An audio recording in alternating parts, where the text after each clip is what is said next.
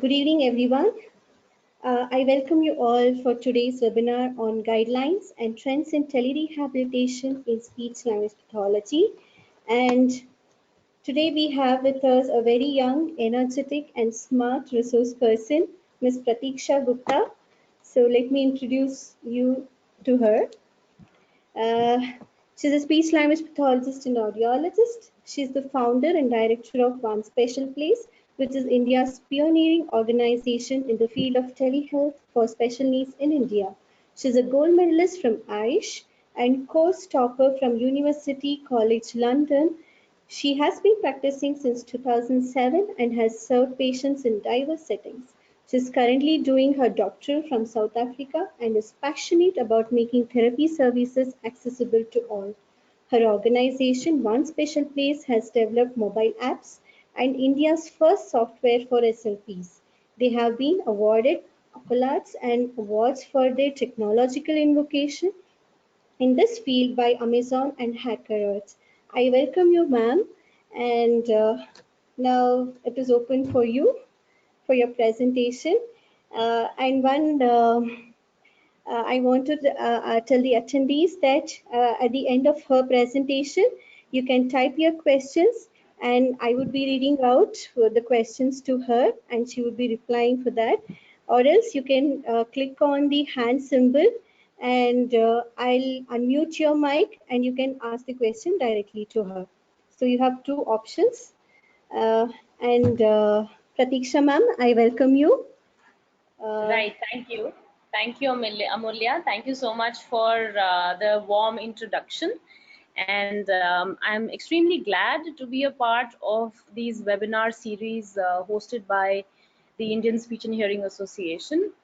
I welcome everybody, all the attendees, and I hope that the next 2 hours that we spend in each other's company are informative and they tickle your brain, and you also get to learn lots more. I hope you get some information as well as some more insights into telerehabilitation.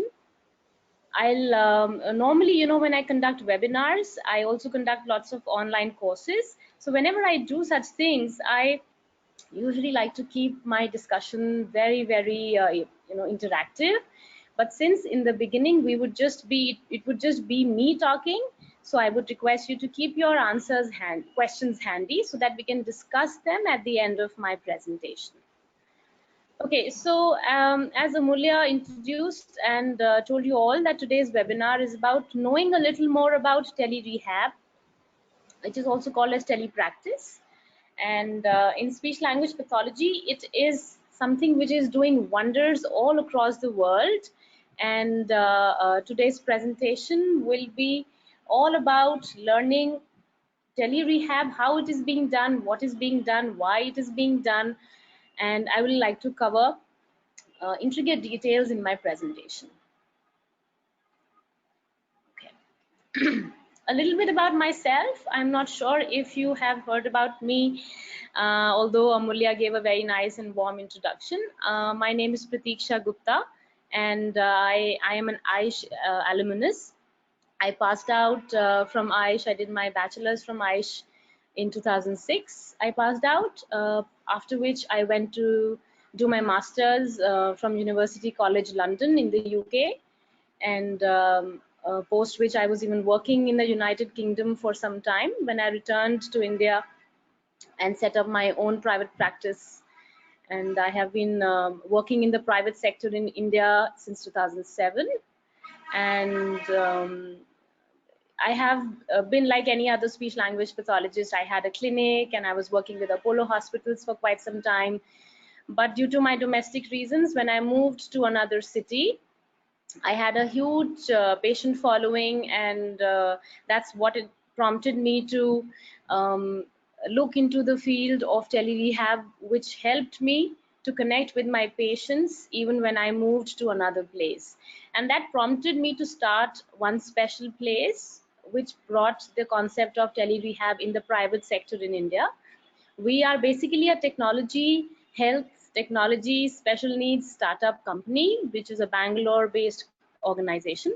And We are developing apps and softwares and lots of things about telerehab in India. And I hope that with my personal experiences, I will be able to make this talk of more value to all the attendees today.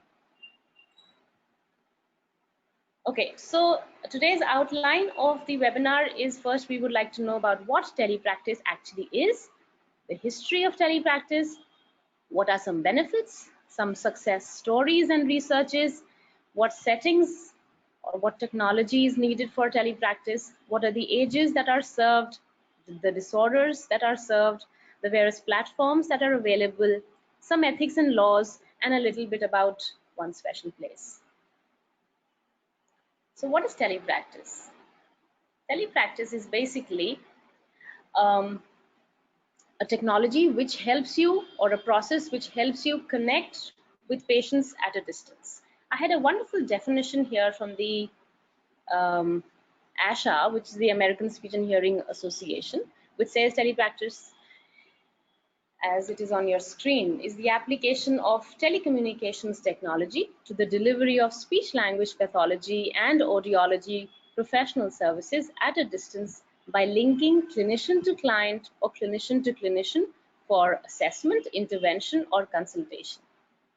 And there are various terms with which telepractice is addressed these days. People call it as telerehab, people call it as tele-speech therapy, speech teletherapy, telepractice, and also online speech therapy, which is a very commonly used term, especially in our patients community. I like to sort of rewind my presentation and go back to the problem which telepractice is addressing. So here are some demographic data, some figures which are very alarming in our country. So, in India, 1 in every 10 school children are there who have a speech difficulty, which if you see is a very, very huge percentage. So that means almost every classroom should have a student with a speech problem. And then if you talk about neurodevelopmental deficits, 1 in every 8 children have a neurodevelopmental deficit. And alarmingly, the figures of autism spectrum disorder are rising by the hour. So 1 in 68. These are all recent figures that have come out, and I'm just quoting some very popular and authentic sources here. So definitely there is a big lack of quality intervention. We all know that the registered therapists in India, the number is not sufficient. It is not matching up to the rising figures of speech conditions, language problems, special needs in our country. And there are around 938 million Indians in areas without speech therapists. So definitely there is a huge lack of automated and scalable resources and tools that help in intervention. Okay, fast forward to further, we spoke about telepractice and the various terms. I'd like to bring to your notice into a little bit about history of telepractice. So, as I said, whenever I'm talking about telepractice or telerehab, we have normally a discussion, and it's quite amazing to find out that telepractice is not a very new concept, although it is picking up momentum now since technology is become all pervasive in our lives and all of us use technology in everything that we do. But telepractice actually started way back in the USA with Dr. Gwyneth Vaughn, who was actually a speech language pathologist, and she was working with the Veterans Department in the USA, and she wrote some papers and researches about testing people with hearing and language disorders, and she came up with the term called as telecommunicology. That was way back in 1973 and 1986. That period she did the researches on telecommunicology, and that was the first time the world actually thought about assessing and diagnosing and treating patients from a distance, coming out of just the traditional mode, coming out and understanding if technology can be used to treat patients. This picture right in front of you is the magazine cover of the ISHA That is the American Speech and Hearing Association. I'm not sure if the figure is very clear, but on the right top, it says fall 1997, which indicates that this picture, if you see the magazine cover of the winters of 1997, they talk about telehealth and where how speech and hearing professionals are being linked via the internet all across the globe. You can see headphones and you can see other aspects of speech and hearing sciences being put there. So definitely Americans have been the pioneers even in telerehabilitation, in telepractice, and it was long ago, more than 20 years back, that they actually had started doing telehealth, telepractice in speech pathology. That is Dr. Gwyneth Vaughn, whom I just spoke about. I have some pictures also for you to have a look at. And that's the lady standing at the back, and she's getting a test conducted. I think they are doing um, a speech identification test, and those are some test materials, how they're doing it over the phone. There was no internet in 1970s. It was via the phone. Okay, so it has definitely been an evolution. Technology has evolved, and that's how from how you can see 1997, that was the magazine cover of the ISHA, and now we have the magazine cover. This is 2017 magazine cover of the ISHA leader, and you can see cyber sessions, telepractice poised to grow. So how much the world has changed from telephone, from the internet, and now internet is all pervasive. So that's how things have evolved, and it's so amazing. Evolution has also led to revolution. On the left side of your screen, you can see that is a 5 MB storage, how they are loading it in 1956 in a big van.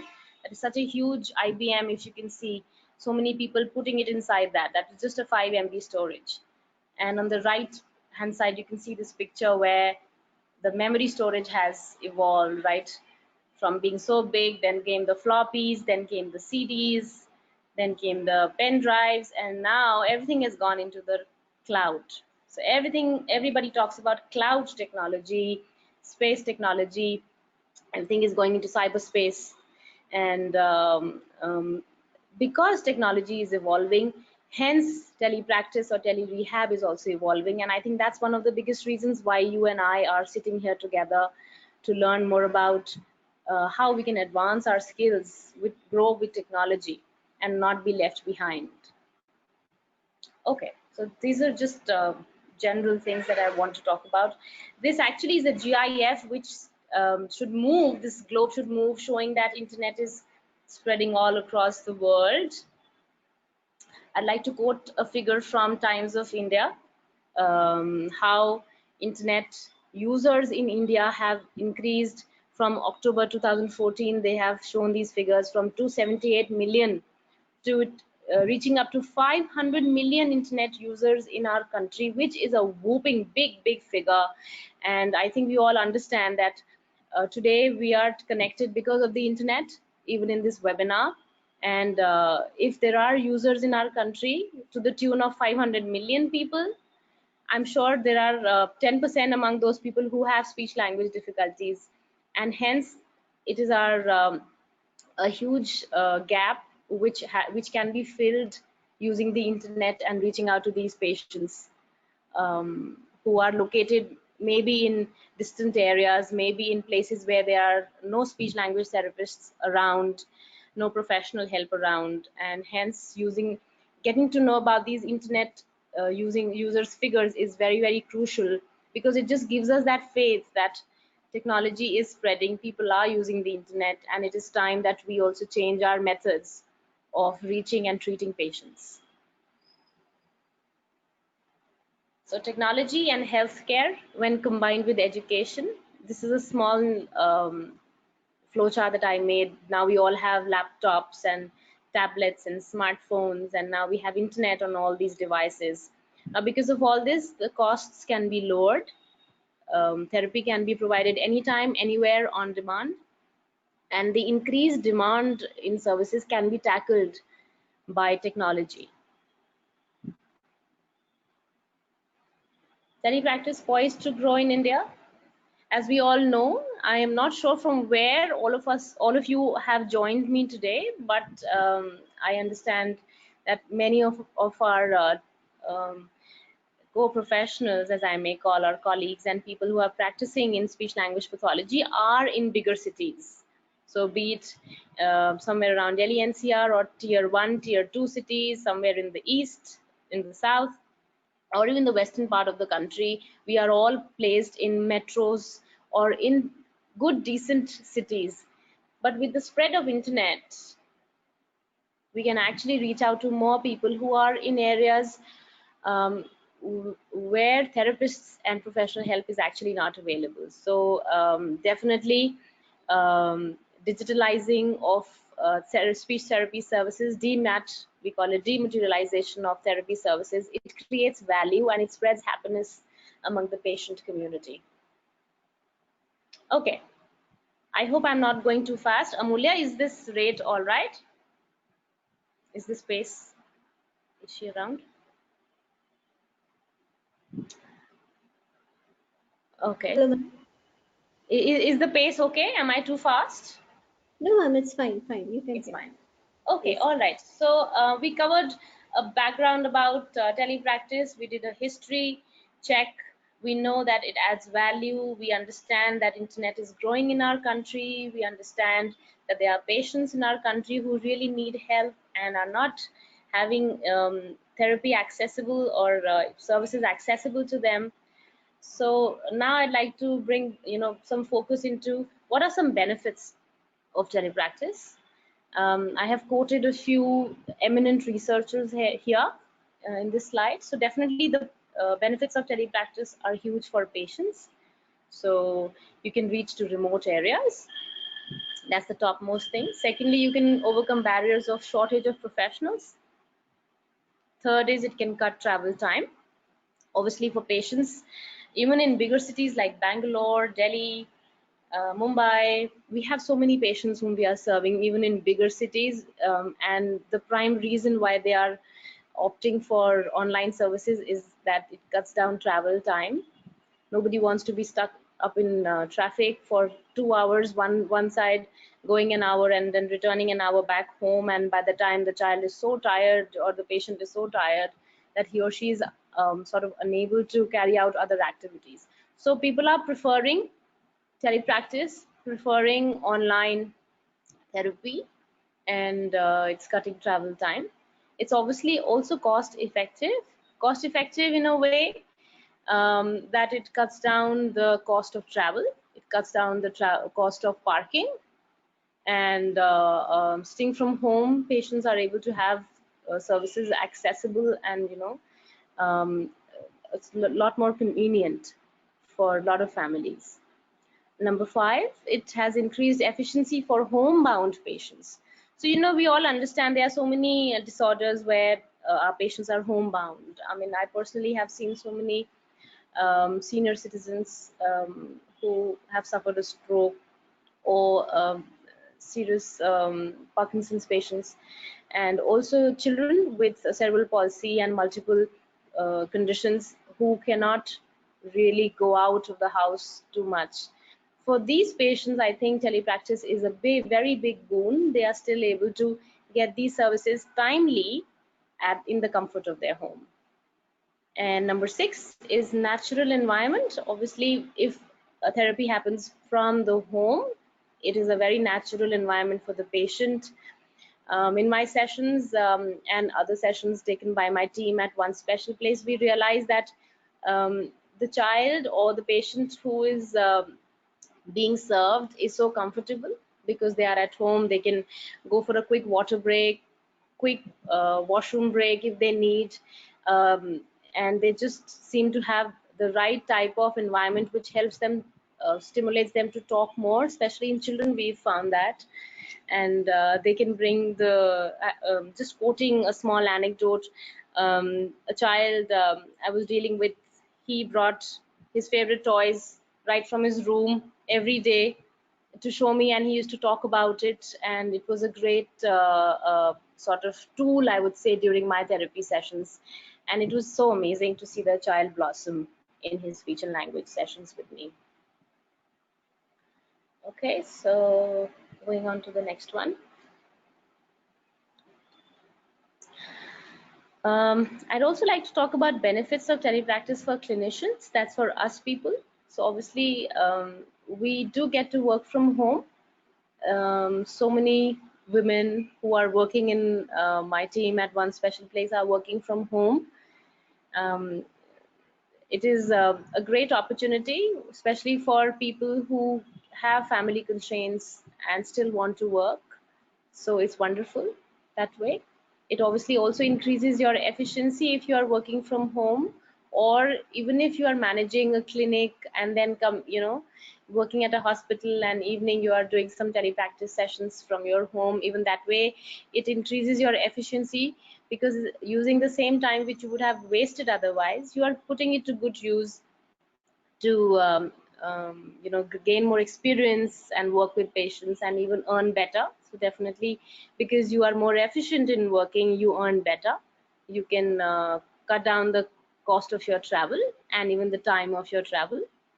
You can have choose flexible hours of work. And I think it's a great opportunity for clinicians who are on maternity leave, because if some conditions have been suggested which refrain you from going out and doing some physical activity, you can be at home and take therapy. There are women in my team who have young children, and they're still able to continue working in a flexible way. We've also had some people in our team who were staying in some other countries outside India, and when you go out of India, you need a license to work, and you don't get the license right away. So you need to give some exams and then qualify for them. So in that settlement time also, we've had some therapists who are working with us even from a foreign land. And as life is, you have your own domestic issues where maybe your family is constantly moving, or your husband or your spouse is in such a profession that you have to be moving all the time. So even for such people, telepractice is a big boon to continue work. I'd now like to talk about some success and outcomes of teletherapy. So I think I'm I'm quite proud to say that I have seen it all firsthand. I mean, when we started way back in 2014-15, I actually personally started telepractice in a different way. I like to talk a little bit about how I started, and maybe that can help you learn a little more on how you can further your skills. So when I moved, as I mentioned in the beginning of the webinar, when I moved to another city, and I wanted to explore working online, I first started with some email programs with my patients, and I would ask them to send them their recordings, and I would send them emails and then get their recordings back. So this type of method or model of telepractice is called the asynchronous model, wherein you are not actually seeing the patient online, but you are recording and you're sending something, you are sending some email programs, and not really directly connected with the patient live. That's called the asynchronous model of telerehabilitation. Soon I realized that it had its own constraints, and I wanted more control over my patients, and that's when we came up with the online actual platform based sessions, where I started doing sessions on Skype, and I started seeing my patients live, and that's called the synchronous model, wherein you are connected with your patient at the same time. But even then, after some time using Skype, I wasn't happy, because Skype was not giving me a lot of control on actually engaging my patients and keeping my sessions interactive. It became very boring, especially with children, and with my aphasia patients I was struggling.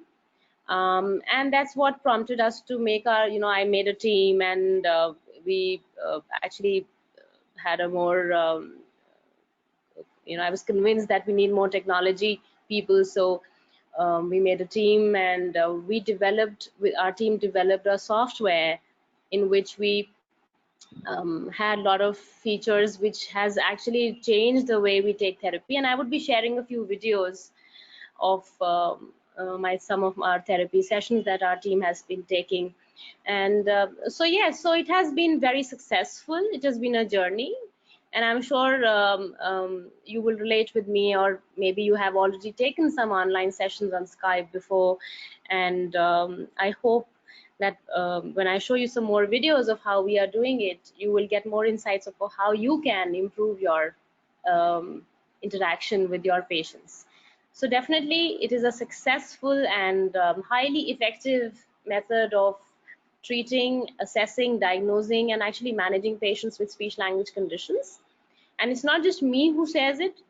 I'm also doing my doctoral these days from South Africa, and my whole project that I'm working on, my research is on checking how effective it is in India, telerehab, and what are the scope of improving, what are the the current things that are going on and how we can improve them. I honestly feel that there are huge researches, not only in India is still lagging behind. There are very few authentic researches that have come up in the past few years, but ISH definitely is topping the list. Dr. Prema, who has been my teacher and a very close guide, she has done some researches in telerehab, telepractice, and even Dr. Goswami these days has been doing some good work with patients with aphasia in telerehab. And but outside India, there are lots of researches. If you are interested, you can just look up, and a lot of, like, hundreds of people are researching it all across the globe. It's been seen that there have been great success for voice and swallowing difficulties, for motor speech conditions, for stuttering, for adult neurological patients, and also I would like to add for even childhood language disorders like speech language delays and cerebral palsy and autism spectrum disorder, and hearing loss and cochlear implants. So we've been doing a lot of variety of stuff even with children. Okay. Uh, Now let's talk about settings where all can actually telepractice happen. So telepractice can happen from home, from a clinician's home, from a hospital. It's been happening from a lot of hospitals across the country, from clinics or healthcare setups, from schools, from colleges and university, from an office, and even while you are on vacation and public places. Although this holds good for a lot of our patients who have still been able to continue speech therapy when they are when they are on a vacation. So I have had a lot of patients who have small children and still want to continue the therapy, if not very extensively during their vacation, but at least one session in a week. So it's so convenient, even in a hotel room with a good internet, they are able to take therapy services. But for clinicians, definitely, we cannot be anywhere. We cannot be sitting in a public place or taking a session. There are some certain ethics and laws which we have to abide by to make our therapy effective, because I'm sure you all understand, it is on how you can actually keep your patients engaged with you, on what sort of rapport you have with your patients. It really, that is what governs the success of any therapy program per se, not just telepractice, but even traditional brick and mortar therapy. It's if you want to keep a formal relation with your patients, then even the same thing you have to follow with even in telepractice. You need to be dressed up smartly, you need to be on time for your online appointments, you need to make sure that there are other technical details that I'm going to talk about in the next few slides. So all those things must be followed if you are looking at making telepractice sort of a career, or shall I say an addition to your career path. Okay. Age is served. Research says that you can actually, By telepractice, you can serve any age. You can serve anybody from as early as, I have seen a 9-month, 8-month old Down syndrome child, baby, and I was connected with I'm still connected with the family for guiding them, and I see the child very regularly, how she's growing up, and how speech and language milestones are being achieved. So it can start as early as maybe birth, if there are certain conditions that the baby is born with, obviously. If it is cerebral palsy or say any other syndrome, you can use telepractice methods to connect with such patients. School age, 6 to 18 years, is obviously a very, very popular age group in which telepractice is done. Highly popular. School age, adults, and even geriatrics you can serve. So age is not a bar for choosing patients. And disorders, you can choose any disorder, and there are lots of researches which are proving that telepractice is equally efficient as a regular a regular brick and mortar or a traditional therapy setup. So aphasia, articulation, autism spectrum disorder, delayed speech and language, cochlear implants, hearing loss, dysarthria, dysphagia, cerebral palsy, Parkinson's disease, stuttering, voice. I'm even seeing a patient with um, there's this rare neurological condition, and that patient has some memory and problems and dysarthria, associated dysarthria, um, and I'm quite happy with the way things are going with him. So yes, so you can actually serve a lot of patients with a variety of disorders. Okay, we did speak about the delivery. We spoke about synchronous, asynchronous, hybrid methods, etc. I like to clarify on the hybrid. So I spoke about synchronous. Synchronous method is where you are connected with your patient live, at the same time.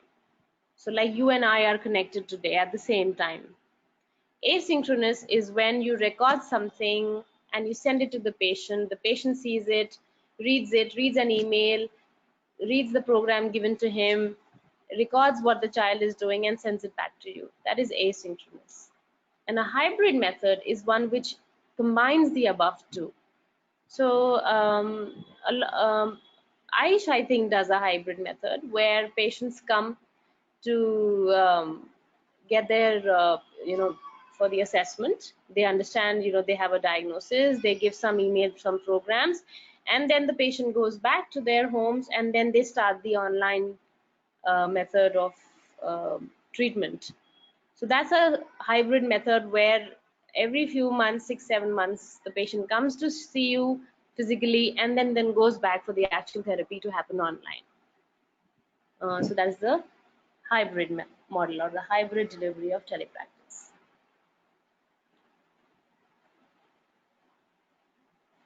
Okay, coming to the technology for telepractice.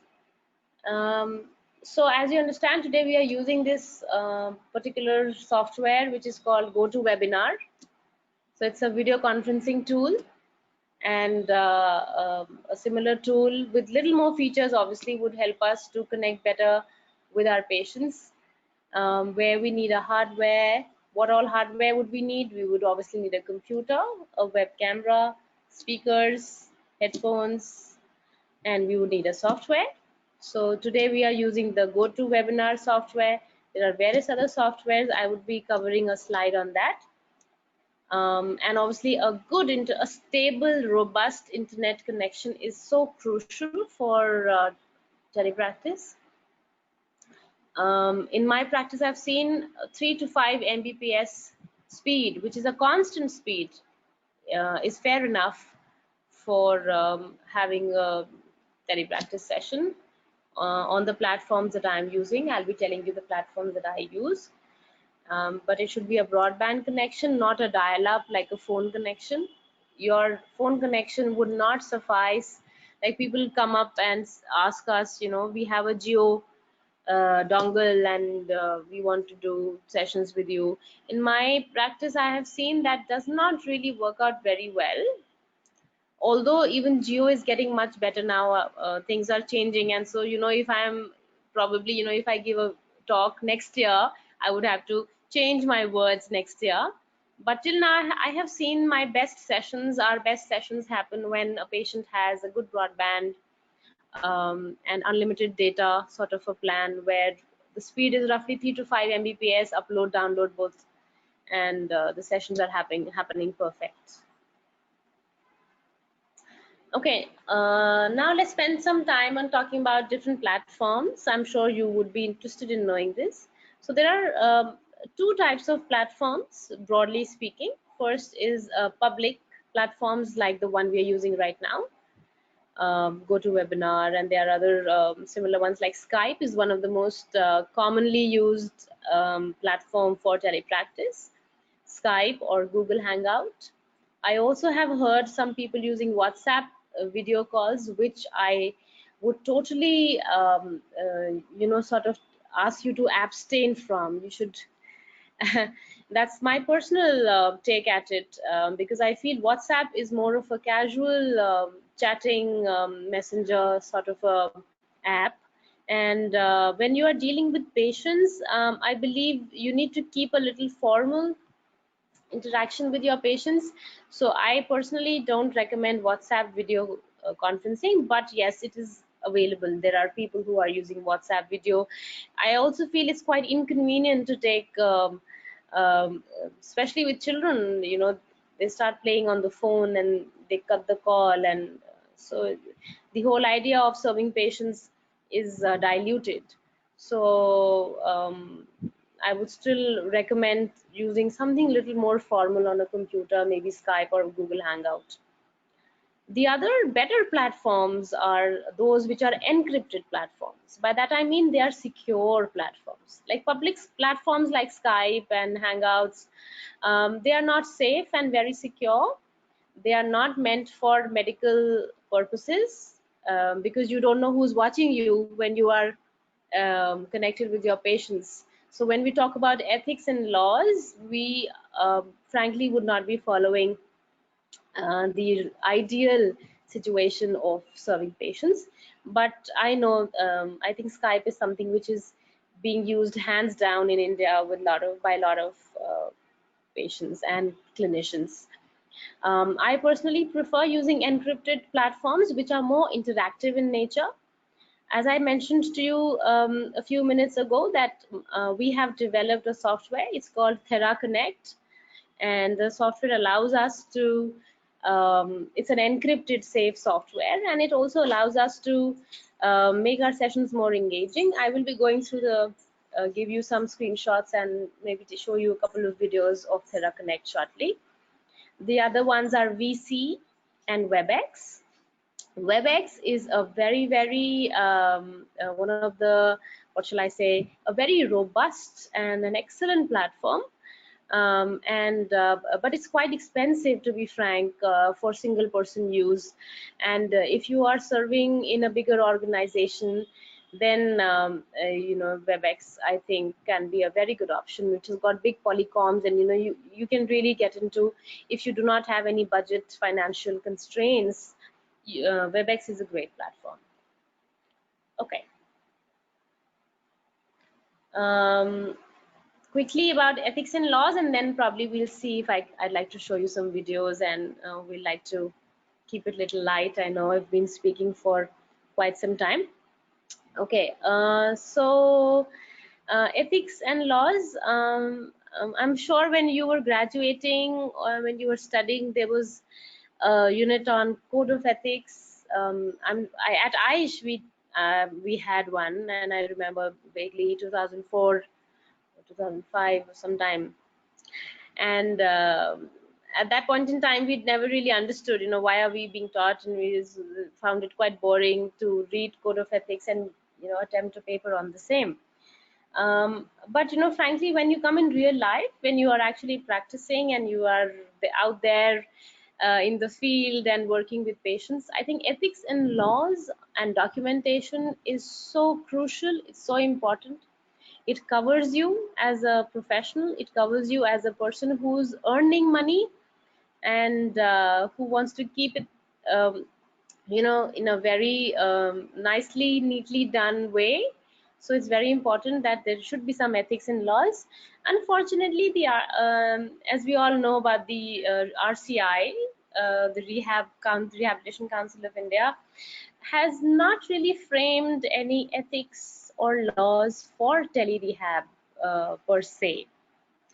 But ISHA being the pioneer of most things in our country in speech language pathology, they have a code of ethics.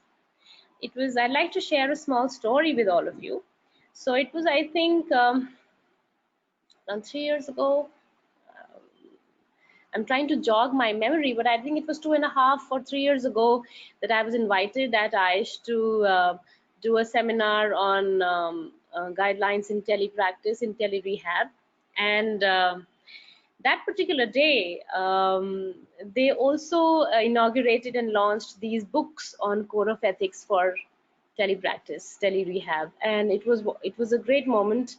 The director, the then director, Mrs. Savitri, Dr. Savitri, she was called, and Prema ma'am was there, and it was great. So I definitely has a couple of booklets on code of ethics um, for telepractice services, and I think for now we can follow them, what they have come up with, and it's quite crisply and comprehensively done. There is something also called as a Telemedicine Act, which the Indian government has, which we can follow.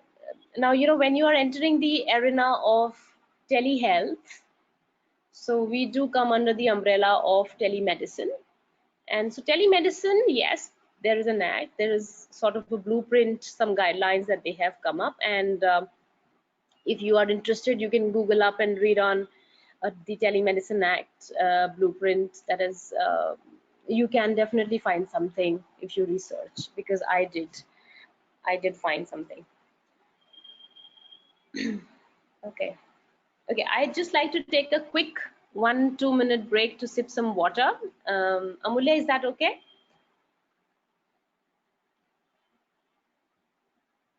Yes, ma'am. Okay, I'm muting myself just for a minute. Yes, ma'am. Sure.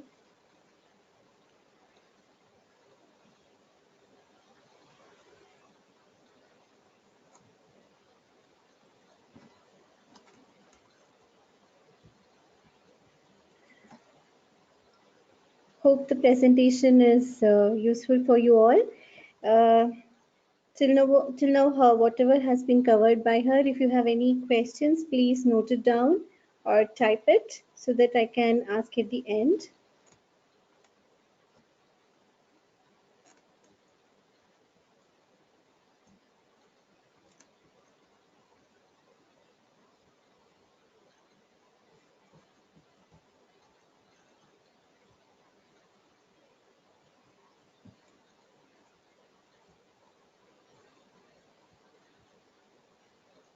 All right, I am back. Yes, ma'am. Yes, all right, thank you. So I believe, because, you know, I am a very busy speech language therapist and I have to talk all day, so I definitely follow my vocal hygiene habits, and I keep sipping water every few minutes, and I would recommend that all of you do the same, even when you are doing telepractice, which I'm sure you would be tempted to do after today's webinar, and I'm hoping that you would. Right, so we spoke a lot about till now about the history of telepractice and the success stories, how it is being done, what platforms to use, what benefits it has for patients as well as clinicians, and different models of telepractice. What are some technical specifications if you're looking to start your own telepractice? We also covered a little bit about the disorders served and the ages served and the settings, and also a bit about the ethics and laws.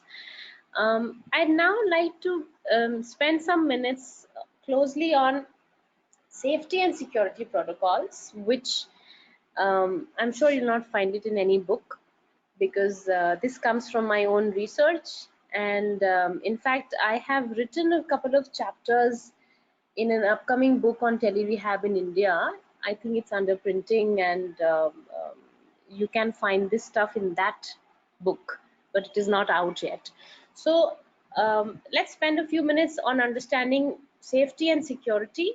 I am not sure how many of you have ever read about dark internet or the dark and black side of internet, but it is definitely, you should know that internet is like an iceberg. What we are using is only the 1/10, the top part, which is the good part.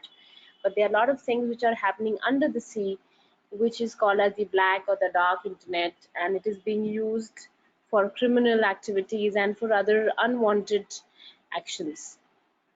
So it is crucial that whatever we do using the internet is safe and secure, and there are certain protocols that have to be followed.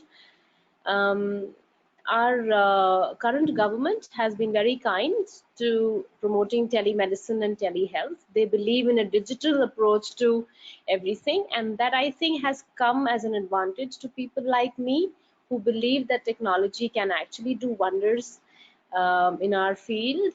So they have come up with some acts and some authorities which I'd like to mention to all of you.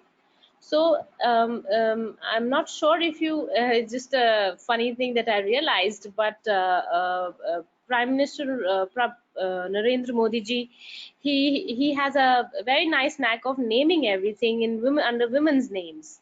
So here we have three lovely women on your screen: Neha, Disha, and Seha with us, and these are actually names of some important authorities and acts in our country.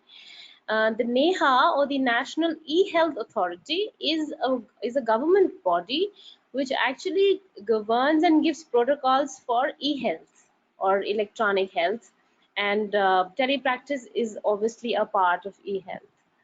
It's important to know this information, and hence I have brought this up here.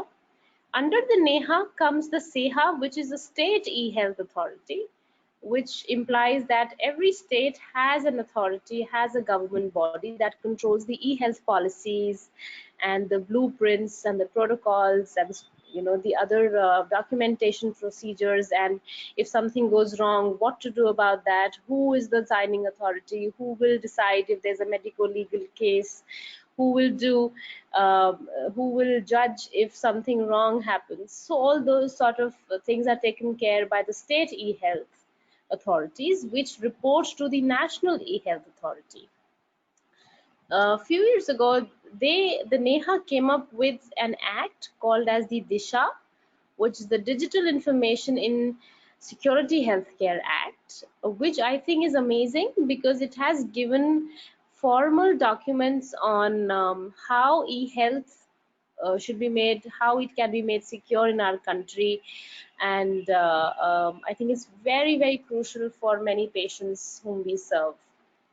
So these are some important tips for you, for all of you who might be interested in taking this ahead as a career path for you all. Once you know that this is something which comes from the government, or it is something which is being done by the national authorities, this gives you more confidence. When you are counseling your patients, you know that you are doing the right thing. It's validated by the government. It's not something that you are just doing for because there's technology, okay, there's technology, let's do this. It's not that. It's actually a national level thing. And that reminds me, I'd like to share a wonderful piece of information with you. So I don't know how many of you know that India actually has a satellite on tele-education. It's called EdSat. And pardon me, I'm forgetting the year that in which, I think 2010 or something. I'm not able to recollect it properly, but we have a whole satellite which was launched from the Earth, and it provides tele education to the interior parts of our country. So those children are actually switching on their TV and they're able to learn because teachers are not there to teach them. So we are quite advanced in terms of using technology to spread education. And I think it's a great piece of information because it just directly supplements our cause also. Okay. Little bit more about ethics because I feel it's very important. So the World Medical Association has taken out some guidelines on accountability, responsibilities, and ethical guidelines for practice of telemedicine, which was in 1999. And we need to remember that for patients, any session, any consultation that you take with your patients, there are few factors or few responsibilities that you have as a clinician. Things like privacy, confidentiality, informed consent, and right to avail treatment are there certain aspects for patients. And for clinicians, obviously, responsibility of treatment, of data use, how you're using the data that you are recording. So maybe you are recording a piece of video. Have you taken their consent? For how long are you going to save it? Whom are you going to share it with, etc., etc. Those things must be in place, and you must take consent from the patients. Obviously, your privacy when you are, taking a session. So, who all are watching you when you are with your patients? That's something that you should be aware of. Confidentiality again, commitment, and obviously, evidence-based treatment is also crucial. Now, I think evidence-based treatment is a big, sort of a lacuna in our Indian therapists, especially for telerehab, because there are not many, what shall I say, we were not taught telerehab in college. Like I have not read it when I was studying, and I have just learned it myself, and I did a few courses outside India, and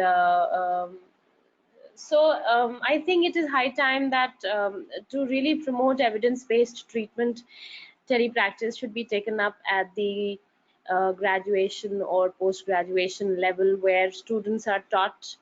Although in ISHA, again, they have a TCPD department where they have their postings, and they are taking sessions online with patients. But I still feel even there, they are all doing it from hit and trial. We need to formulate more. We need to come up with more refined methods of teaching and training um, more and more people with telepractice methods and treatment strategies. Okay, so for all of you who might be interested, there is also something called as the Telemedicine Society of India. It's called the TSI, and it was established in 2001. I have had the privilege of presenting my research at TSI conference in Pune, I think a couple of years ago, and it was very well taken. I think I was the only one who's doing a private, like I participated there from a private firm doing research on telepractice, and it's a huge body, by the way. And they have these annual conferences, just like the ISHA Con. They have their Telemedicon, they call it. And if you're interested, you can become members of TSI. It is a paid membership, and then you are in their umbrella, and you can further your skills and your connection in this whole telemedicine concept. Okay, I'll now like to show you some videos um, of some sessions from my um, organization. I request you all to, okay. Word is this? Parrot. Parrot. Parrot. Parrot. Tell me about parrot. के बारे में बताओ.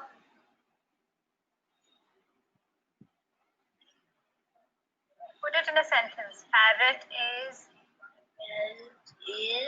a bird. Parrot is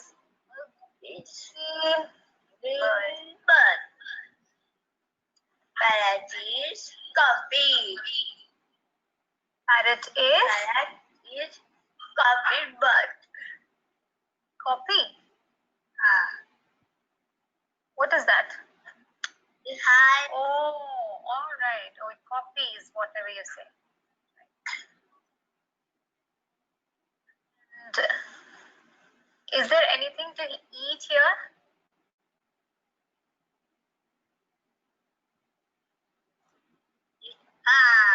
Yes.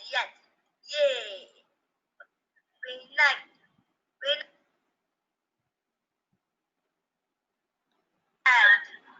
Right. Tell me about that. Tell me about peanuts.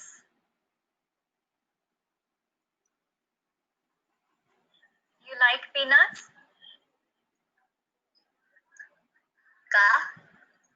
Do you like peanuts? Yes.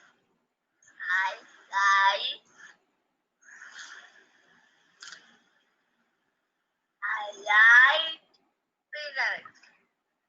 I like peanuts. I like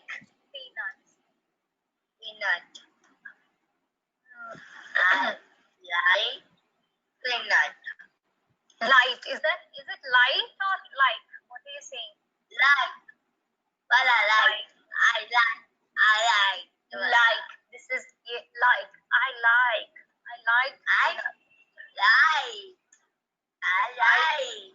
That's right. I like. Okay. So, can you all hear me? Amulya?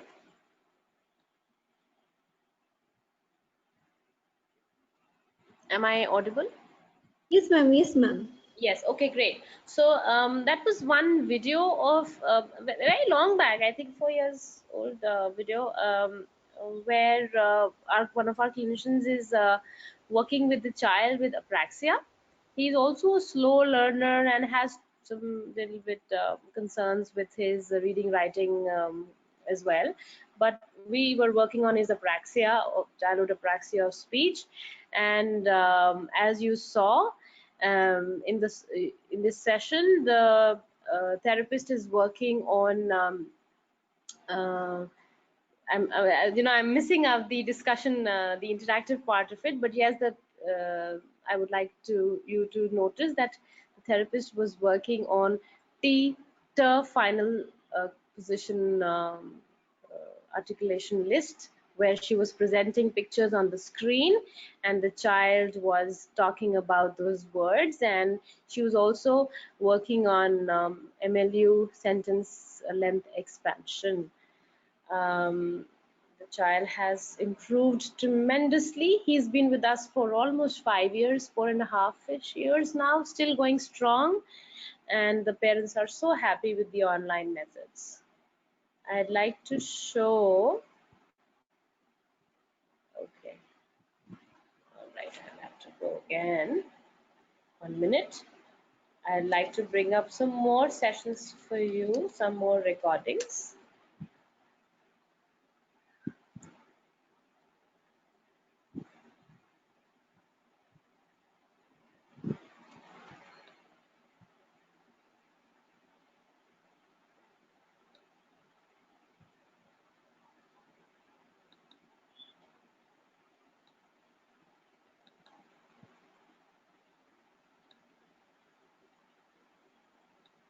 Okay, this is another session.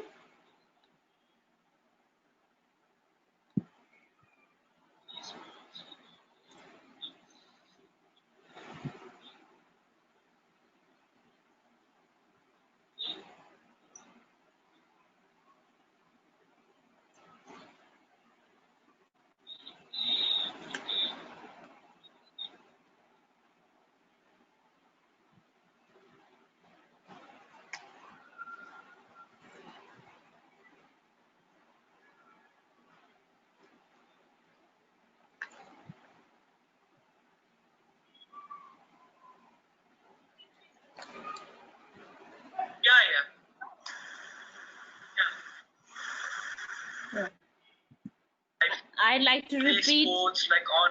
I'd like to repeat the video. I heard, got to know it's not audible. On I play sports like on yeah. On weekends, is it? Weekends Yeah. sports. Yeah. What sports do you play, by the way? I play cricket, football, everything. Everything. Well, that's nice. Okay, it's like I'm very bad at sports, so I can do singing and dancing, painting, arts, and everything other than sports. Are you interested in arts? Yeah. Mm-hmm. You are interested. Okay. And what else interests you other than these things? Watching movies or something you're very passionate about? I like films and everything. Then I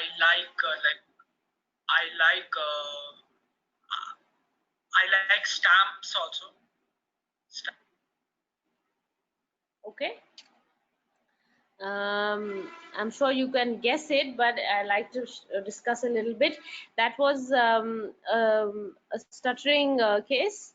This particular gentleman, I think is a adolescent, and he had quite moderate degree of stuttering, and this was the first, I think, assessment session going on, wherein the therapist is just trying to build some rapport with the patient, asking some questions. And if you noticed, this is a purely audio, only purely video session where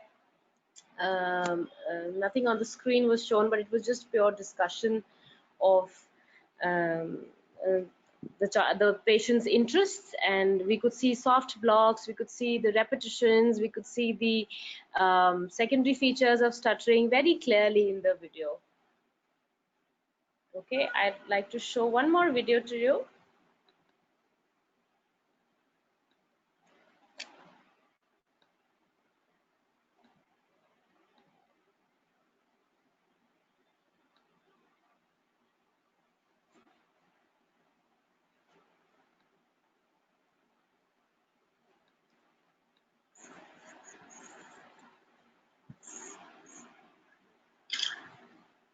Okay, let's see. It's recording. It's recording. Yes, I do need to record this because it's giving you trouble, right? So, So, what can you see right now? Can you see the spider? No. Okay, then I'm going to give you access. Can you now shift to the spider? I dropped a little bit. Okay, doesn't matter. The spider, I cannot see. I cannot see. I think I need to be on the grass. That's okay. That doesn't matter. But you know there's a spider, right? Sat on the web. Yeah. And now what we're going to do is we're going to say the sad spider sat on the web and waited for a bee. Okay, so can you repeat that? Yes. Spider. The sad spider waited for a bee. Yeah, sat on the web. The sad spider sat on the web and waited for a bee. Okay. Now what you need to remember is remember that sentence and add one more insight. So the sad spider sat on the web, waited for the bee, and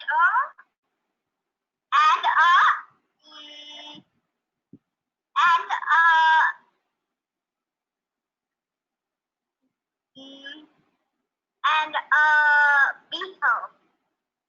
Ooh, okay, great. All right. Okay. All right, that was quite an interesting activity. This child had misarticulations. She's a 7-year-old girl, and we discharged her after I think 6 months, and she was completely fine.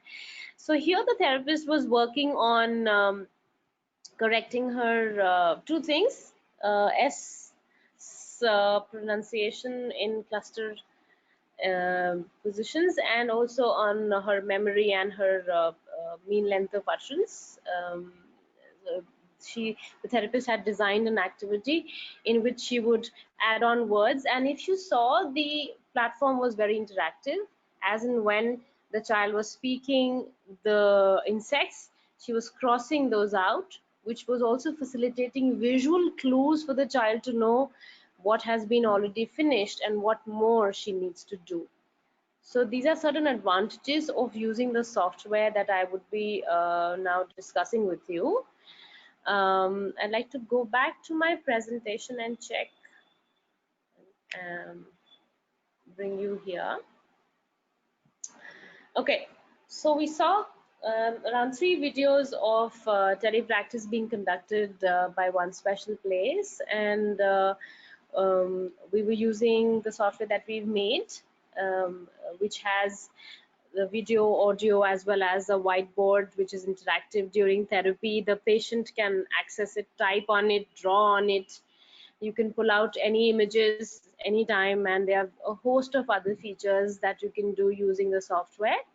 And even the patient or the child, or the person attending the session on the other end also has lots of access to do things, and hence the whole session becomes very interactive, which was missing, as I told you. When I started doing on Skype, I found it was extremely boring to just keep seeing and doing and showing things on the screen. Here are some screenshots from my sessions that I have taken with these children. On the left side, you can see in my session, I use visual schedules with my patients. So I've brought out when we were doing some oral motor exercises, I think I'm using a Z-Vibe in that session. With that child, he has cerebral palsy and some oromotor concerns. So we put up, I always believe in visual schedules with children. So we put up schedule which says it's time for mouth exercise, and this child is doing pretty well in therapy. On the right hand side, this is a child I was working with on the fricatives. She had a bad lisp, and we are playing a bingo game with lots of pictures on the screen, and she was crossing out as and when the words she was able to say, and it was quite good. So it's very interactive feature in the software, which really helped us improve our efficiency for our patients. And a few more pictures here. So on the left side, I was reading a story to this child, and there were pictures in the story, there was text which the child could read, and I'm not sure how clear it is to you, but I was working on it's a story that I had only written on words with P, per, the bilabel per, and so we were revising different P words and trying to see how they are different from other words around. And we could circle, we could cross out, we could write on the board. Again, another picture on the right, that's me. I was working with this child, and that's just a picture from our session. We're doing some oromotor exercises. Okay, so like to talk about, I've been talking a bit about one special place. That's the organization that I founded in 2014, and whatever sessions that I showed you were being done from under our care. Those patients are under our care. I also train a lot of therapists on telepractice. We do these courses, I think, and trainings. If anybody is interested, you can let me know. You can get in touch with me, and we do the beginners and the advanced courses in telepractice, and also give you a certificate and teach you more practical aspects of starting your own telepractice. I'd like to show a few more videos to you, which I would like to actually bring up from YouTube.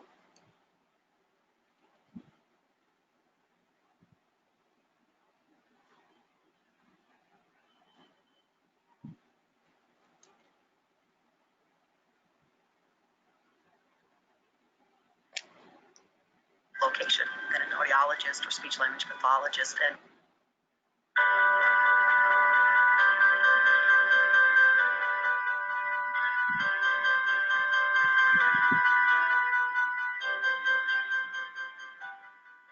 telepractice is a service delivery method that uses technology, in this case to deliver audiology or speech language pathology services to a child or an adult who is physically at a different location than an audiologist or speech language pathologist, and who, as a result, might otherwise not have access to services from a qualified provider.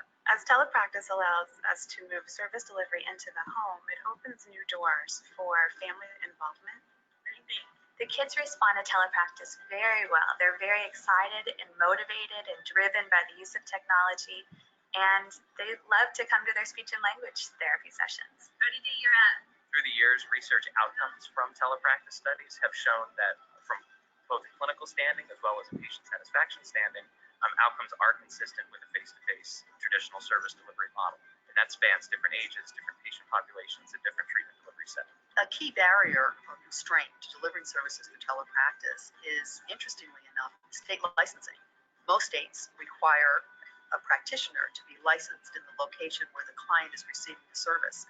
So if telepractice is occurring across state lines, that would mean that the practitioner would need to be licensed, obviously not only in the state where they're located, but also in the state where the client to whom they're delivering the service is located. So the credentialing system is one that needs to go through some changes in order to enable and support the delivery of telepractice services.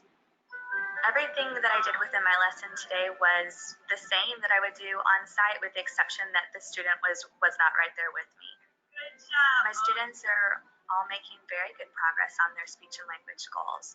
Again, using a good R sound. We're currently doing telepractice using articulation, language, fluency, voice, so it's been effective in all areas for us. Telepractice has been very effective with my group therapy sessions. The kids like coming to speech together, they're motivated, they help support one another, and they like using the technology together. It looks and feels exactly like SLP services that we would see when we're sitting in a classroom. I communicate with my teachers by phone calls and emails, so I'm able to check in, see how they're doing in the classroom, if there are any additional things we might need to work on. Telepractice can take place wherever a client is located, in a school, could be at their home, a hospital, a nursing facility, or any other number of settings. As technology has become a lot more pervasive in all walks of life, we have patients who are in their 70s or 80s who come to us who've already been using video conference to see their grandkids, for example. So these are patients who are very comfortable with technology. When Mr. Woods began therapy, he had significant difficulty in basic conversation. So he was talking one or two words at a time, but not at a conversational level. And that was a goal for him. We were very quickly able to adapt tasks to meet his progress. We were able to address both the verbal component of it as well as the written component of it by using the structure of the computer to be able to support everything that we were doing. They developed a special bond that was unbelievable, how she was able to get him to connect the dots. And the relationship that we had just via the computer, it was like we knew her. Family member availability to get someone to see a clinician is a challenge. It's a burden for a lot of families to have to stop what they're doing and take a family member to an appointment. So the telepractice availability of just simply dialing into someone's home and meeting them where they are rather than asking them to stop and come to us is, I think, again, another big advantage of the telephone. Increasingly, telepractice services are being paid for. So some of the trends that we're noting are that more and more insurers are aware of and recognizing the cost effectiveness as well as the access and quality benefits associated with telepractice. We're also noticing that a growing number of states are mandating coverage for telepractice in their broad state health service policies. Medicaid offices are also adding coverage for telepractice services. So there definitely is a growing recognition and trend to cover those services. say under? Well, I think the rationale for telepractice from its beginning has never really changed. We wanted to improve access to care, we wanted to improve efficiencies, we wanted to decrease costs. Over time, with advances in technologies, the way we do this has just gotten so much easier. So it's no longer an issue of how. We know what we want to do. We know why we should do it. So it's really just a matter now of why not. I was watching the things that he was doing, and every step of progress that he made, I was just overwhelmed. The tears, just knowing that my husband is back. Well, it's fun for me because I love working with children. So whether it be on site through telepractice, I enjoy my job. And so on site, I'm going to give them a high five. Through telepractice, I'm giving a long distance high five.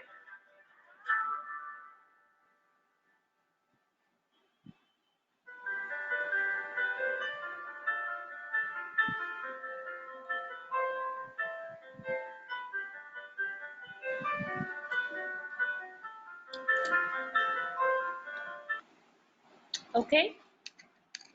So that was quite an interesting video on telepractice, which has been made by the ISHA, who are the pioneers in speech language pathology in telepractice, and I think they are doing a great job. And it's time that we also have better guidelines and understand what's happening around the world, and equip ourselves with the latest that is possible to convert our knowledge and reach out to more and more patients. Since I spoke a bit about the software TheraConnect, I'd also like to give you a small tour of it. So I have it on my screen. So TheraConnect, obviously, it does allow you a lot of features of video conferencing, wherein you can have very interactive sessions, video sessions, play around with the whiteboard, and have many a vast library of resources which you can bring up. Apart from that, it also has a very interesting feature called the booking feature, which has a big booking engine along with it. So you can actually book you can have a whole clinic on TheraConnect. So you can have theraconnect.com/ the name of your clinic if you are into private practice. And you can make bookings on particular days. So say I just have this small example here for particular clinic. August, so many sessions are booked every day. When you book, it's an automated software which books patients. It sends them reminders via SMS. It sends them notifications via emails. It records all their data of the various reports, emails. Everything can be done via the software. It also can collect money. If you're charging for your telepractice sessions, you can collect money via the software. It can be linked to your payment gateway to your bank, and it has made telepractice a very wholesome experience for a clinician, right from bookings, emails, sending reminders, and actually taking sessions which are automatically generated for you from the software. I would recommend that you give it a try. We also have some free offers going on, like I think the first month is a free trial which you can use. You can see how you like it and then go ahead. So that's what I wanted to show you. I would like to go back to my presentation. I did speak about my trainings and other things. I'd also like to mention to you about an app that we've developed. It's called Speech Doctor. It's a cross-platform app which is on Google Play Store, on the iOS, as well as on Amazon Alexa. We developed an Amazon artificial intelligence skill on Alexa, and we were awarded by Amazon for developing that app on Alexa.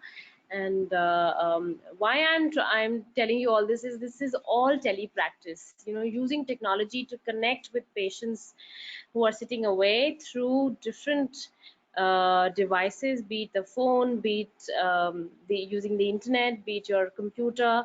And I really appreciate, I like to motivate more and more clinicians to take up telepractice as a method of delivering your services and reaching out to more and more patients.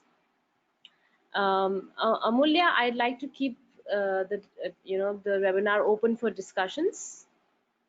No, ma'am. I would like to keep the webinar open for discussions now. So if anyone has any question. Do you have more slides, or you want the discussion to start now, ma'am? I am done with my slides, but I'm sure when I am taking questions, I would like to add more information, which I can probably supplement with some more information. So if I can get some questions, I'd like to add upon that. Sure, ma'am. There are quite interesting questions for you. Sure. I am throw them at me. Shoot. I like questions.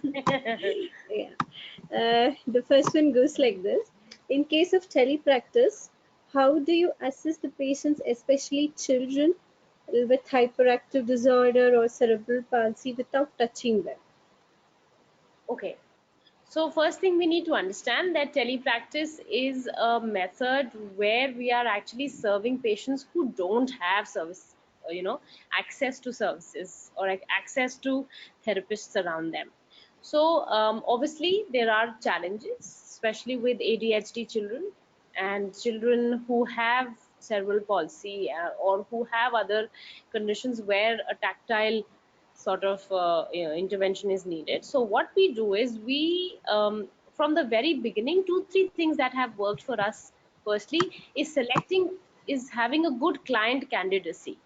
Okay, like you've heard about candidacy for various things. We definitely, being a clinician, you need to set your own boundaries for client candidacy. So when I started, I was finding dealing with autism children very difficult, because as I said, Skype was not sufficient for me to engage. So I started understanding that this is not my scope of, I cannot see children with ASD at that point in time. I'm talking about so many years ago. But now I am very confident because I have developed experience, and now I know that there are certain types of autism spectrum disorder cases that I can see. Similarly, when I'm assessing children with these neuromotor conditions like cerebral palsy, if I have to do an oromotor check, I train the parent. I send the parent certain questionnaires, certain videos beforehand, and I tell her what am I actually expecting out of this consultation. So we need to understand that where we are drawing the line. When we see a child with cerebral palsy in the interior of India who does not have any therapy options available, at least with our services, if not the most ideal, but we are achieving something, we are giving some sort of communication, we are doing some intervention for that patient. So yes, challenges are there. We train the parents, we take their help. There's a concept called as e-helper. We make them an e-helper and then carry out the assessments. So I hope I've answered my question. Yes, ma'am. Hope if there are any questions in continuation to this, you can type. And the next question is like this: if an SLP is RCI registered, does law allow her to practice online without registering in other authorities? Yes, of course. There are no other authorities that you need to be registered with. So No, ma'am. there You, is you were talking about few state and no, central level. those are not registration authorities, to be frank. Those are authorities for telemedicine. Those the NEHA, the National E-Health Authority, and the State E-Health Authority, they don't take registrations for clinicians and doctors. They just are protocol based organizations, that they are government based bodies which give protocols, and that is what their role is. If you are registered with the RCI, you can go ahead doing your online work. Okay. Yeah. Then what about dealing with patients from abroad? Does the law allow to deal the Okay, so same? Yes, so this is a very popular question. Wherever I go and give talks on telepractice, I am always asked this question. So, two, three things I'd like to tell whoever is asked this question, and I hope it helps others also listening to this. So, frankly, ideally, the law, there is no clear-cut law. There is no clear-cut law which stops you from taking outside abroad patients and seeing them.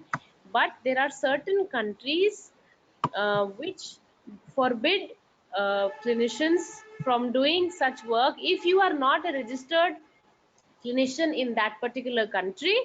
Then you cannot practice, you cannot take a patient from that country. So by that I mean, for example, if I am seeing a patient in the USA, I am not supposed to see, because USA, in US they don't even allow other states people to see. So there are different states in the US. There's a state called Washington, there's a state called California, etc. So a clinician sitting in California is not allowed to take patients sitting in Washington if she does not have a registration of Washington. So we have to be very careful with this cross-border work. This is called cross-border work. It's best to be on the safe side. If you're not registered as a clinician in a particular country, it is better to avoid seeing such patients, because what happens when everything goes fine, it's all fine. But what happens if something goes wrong? So I'll tell you, I was having, like, I think I keep mentioning this example with many of my, when I take these courses, because I do courses on telepractice. I teach people how to do telepractice. So I always bring up this discussion that, okay, so you are, say, you are doing some work with an aphasia patient, okay, or with a desire or dysphagia patient, some work you are doing, and if something happens, if you are the patient drinks water and he chokes and he passes away, then who's responsible? Are you with me? I mean, it can get into a medical legal angle as well, and then who will cover you? So it is better to refrain and from cross-border work. There are still no guidelines, to be frank. Our country says, okay, we are sitting in our country and we are charging in our currency, so what is the problem of taking? But I would give you, an advice to be very careful when you are doing cross-border work. Yeah, so that's my answer. Ma'am, either there might be clients whom we had dealt earlier face to face, and now they are abroad and they Hmm. want to take therapy from us only. So Yes. in that case, Yeah, there they will be are many. they have the nationality of India. So Yes, there will be many. So that is why I'm saying, obviously you can serve your country people who are staying abroad, but frankly, there are countries which prohibit you to do that. There is no clear law. Only a few countries, people like, I think, Norway, and here and there, somewhere in Korea and China, they forbid. Middle East, I'm sure Middle East always has a mm, problem with videos and such things. But yeah, there is no clear cut policy, so it is still under consideration what is right or what is wrong. I'm sure you all have heard about tourist medical this thing, industry. So people from so many other countries come to India to get treatment done because it is cheaper here. So many transplants and so many surgeries. So they are responsible, they are abiding to the law of Indian Medical Association. Similarly, mm, that is what we can also say, okay, if we are seeing any patients from outside India, we are abiding to our Indian law, we are paying our taxes here. So again, it's a no clear cut answer to this question. okay, okay. Um, Again, there's one more question related to the type of population you deal with in telepractice. How to work with children with behavioral issues. Issues, yes. So let me tell you, my friend, whoever has asked this question, all children have behavioral issues, and we are we are seeing mostly 80% of the patients that one special place is seeing are children. So you learn how to deal with, you learn the art of telepractice the more you do it. And there are certain evidence-based strategies and tips that we can teach you, you can learn, but not on the first day. You will not understand how to handle the whole thing. Again, client candidacy is very individualistic. So today, sitting so many years into experience into telepractice, my client candidacy has changed. But for you as a beginner in telepractice, you might just want to take simple cases in the beginning, like articulation, stuttering, behavioral wise, probably children who are not having too many behavioral issues. You might want to start with that sort of population. But I'm sure with experience, you will realize that how your skills mature, you will be able to manage. But giving your answer of how, I think it will take me a few hours to explain you, to show you videos, and to really teach you more skills, to give you that example of how to deal with Okay. patients. Okay. Uh, the next question is, were the samples of teletherapy carried out using TheraConnect? I think the Yes. stimuli we are talking about. Yes, I think so. TheraConnect, we were struggling. We were, having quite some time we took to develop it, and we even did a beta testing with some other. For 1 year, we were just testing the platform uh, with a lot of patients, and only after a lot of testing and finalizing and adding so many features that we thought were still missing, we came up with the final version last year, which we have put out for for people to try it out and buy. And there are monthly plans that you can use. So there is a website called theraconnect.com. I think I have not taken you to that website. I can show you that website here. Okay, so it's called theraconnect.com, and it is an Indian made. I'm very proud to say that we made it here in our country. Okay, so that's the website. It tells you about what it is, what are the features, and we have training courses and different aspects, integrated videos and features, and it also has an entire section on pricing and a free trial and some frequently asked questions. If you are interested, you can go and have a look at it. And that would be really useful, ma'am. Yes, so the website is I'm sure many of them would theraconnect.com. visit after the Please, talk. more than sure. There is also a frequently asked question page section on it, and you can read up and contact us if you are interested in anything through that. Sure, ma'am. Uh, the next question is quite interesting. As speech therapists, we instruct parents avoiding using technology like mobile tab and television with children with Yes. autism or hyperactivity. Do you feel teletherapy is useful for this? Okay. So this is again very popular questions from the patients. You know, so when they hear about online therapy, and especially these days it's a whole thing about screen time. They say screen time is increasing, and online therapy and etc. But I'd like to tell you, fortunately, I have answered. I have been asked this many times. So firstly, you have to convince yourself, my friend, that that telepractice is not using technology for a wrong thing. Our tele sessions are interactive, as opposed to the standard screen time where children are just watching videos. The parents are switching on YouTube videos, and children are, I mean, I am a parent, so I can actually tell you what is the other side of this whole bringing up children. So these days children, they watch videos, they are glued to the internet, YouTube. They have their favorite channels on YouTube, and they are watching those videos, which is a very passive way of just watching TV, watching YouTube. And that's what is coming in the way of them developing language, developing skills, and actually taking away the childhood from them. But when it comes to telepractice is not showing videos. Telepractice is actually engaging the child to achieve certain skills. At one special place, we make proper goals for our children. So first month, monthly goals.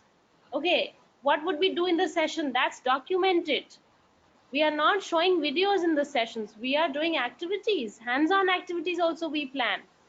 We give a whole list of items that the parent has to bring in the session from home.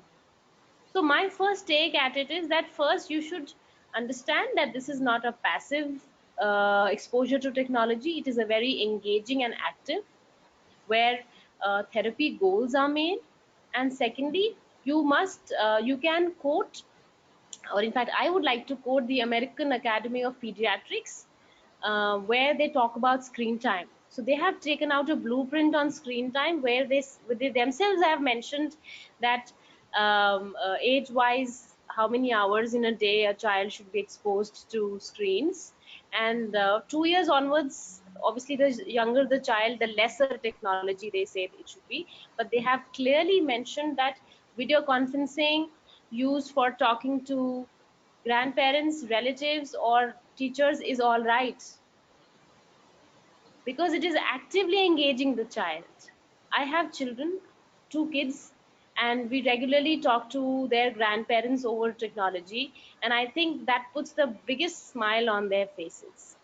So we just need to be aware that when we're talking about children with autism or ADHD, how are we using technology? Are we using it constructively? Are we around with them? Are we supervising? Telepractice sessions, frankly, are not harmful. I have not seen a single case, my case, for whom I feel it is harmful. We limit it, we make goals, and we use it effectively. So that's my answer. True, ma'am. I guess it's just the way we use it. I think it's just the way we see it and use it matters. That's all. Absolutely. I'm not sure how many of you are parents who are sitting here, but once you become a parent, and you will really, really um, um, understand what I am trying to say. It's not passive, it's interactive, and it is goal based, what we do in Telepractice. Okay. The next question. Do you have ready stimuli for giving therapy in Hindi or any other Indian languages that are being shared upon screen? Okay, yes. So we, in fact, we make therapy material, and that's the best part about Telepractice because you can make your own material depending on the case you're working on.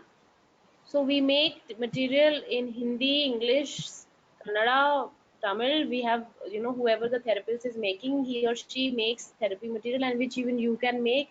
And in the courses, we even teach you how to make your own material for digital material for your sessions.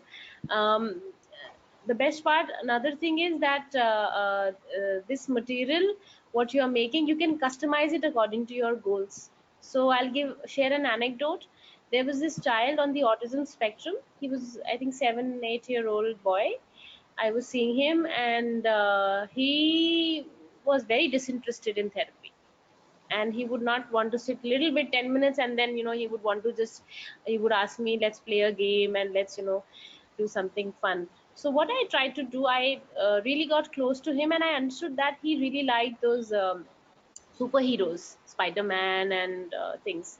So what I started doing, I started making all my therapy material with Spider-Man, and then it was just, the whole thing got changed. He was so interested in coming for the sessions. All my pictures, all my material was having some Spider-Man related stuff in it, and it was highly customized for him, which really turned the child around. So we have, in fact, on our website, I'll probably like to show you. I'll take you all to my website, which is onespecialplace.com, and we have a lot of material for you to download. There is a lot of free material also. So if you log on to onespecialplace.com, that's how it looks. If you go to the blog, I'm sure we write a lot of blogs. I'm not sure how many of you are following the blog, but please do. It's great. We are doing a lot of things. So if you go to store and you go to worksheets here,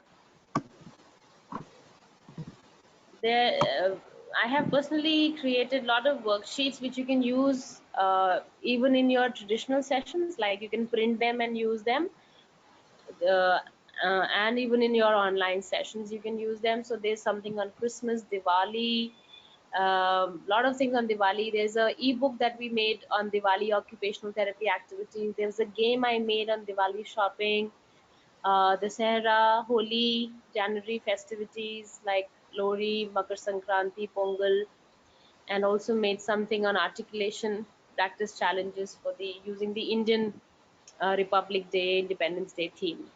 So these are some free activities. You can visit onespecialplace.com and download them. On our store, we also have certain store certain toys that we have recently started. So you can even get hold of certain toys.